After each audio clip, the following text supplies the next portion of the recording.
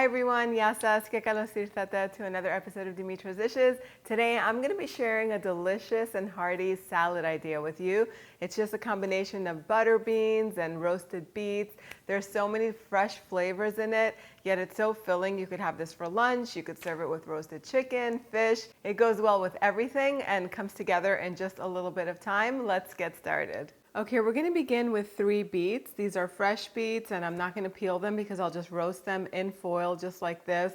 For people who don't like to have foil contact their food, you can definitely put a piece of parchment paper in between the foil and the beets. That way everything will be nice and safe to eat. So just go ahead and rinse the beets really well, dry them. You can cut the stems off and then put the beets in the foil and parchment paper, wrap everything up, and these are going to go in the oven at 400 degrees Fahrenheit for 55 to 60 minutes until they are fork tender.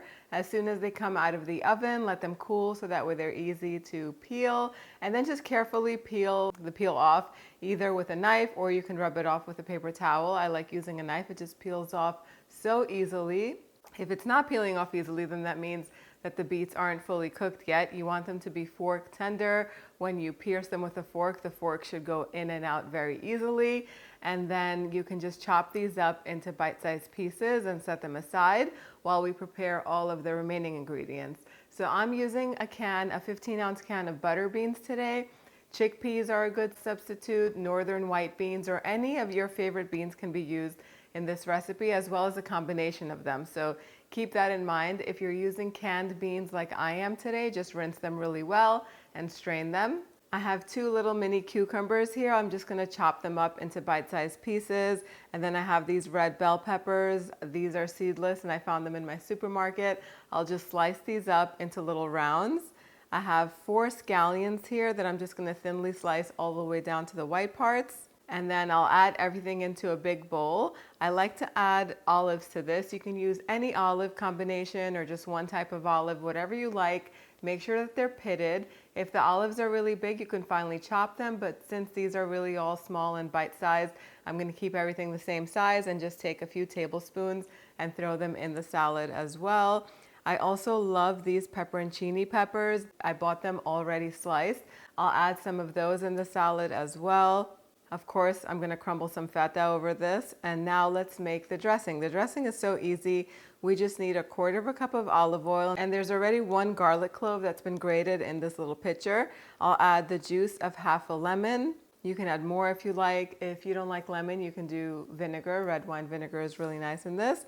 A teaspoon of dried oregano and a little bit of salt. Whisk this all up and then pour this over the salad. Toss everything all together. And then you can just garnish it with more herbs if you like. Mint goes really well in this. Dill is also really nice, and finely chopped parsley is also good. But I'll just add a little bit more oregano to this. Toss everything all together. You can give it a taste and see if it needs any more seasoning, and then transfer it to your serving bowl and it's ready to serve. And just like that, the salad is ready. The best thing about this is that it tastes even better as it sits in the refrigerator, so you can make it a day ahead of time. It's perfect if you meal prep and you want to have something on hand and ready to go. So delicious, loaded with nutrition. Let me do the taste test. I'm gonna make sure I get a beet and a little bean.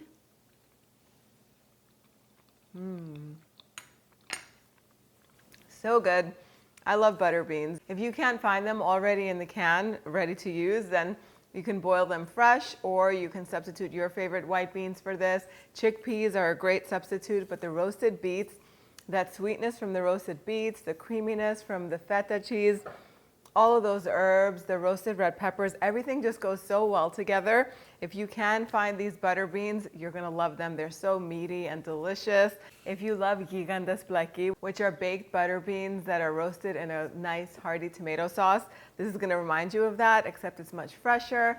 I hope you guys give this recipe a try. The exact measurements are on the website, dimitrasdishes.com. Let me know what you think in the comment section down below, and I'll be back here next time with another delicious recipe. Yes, us.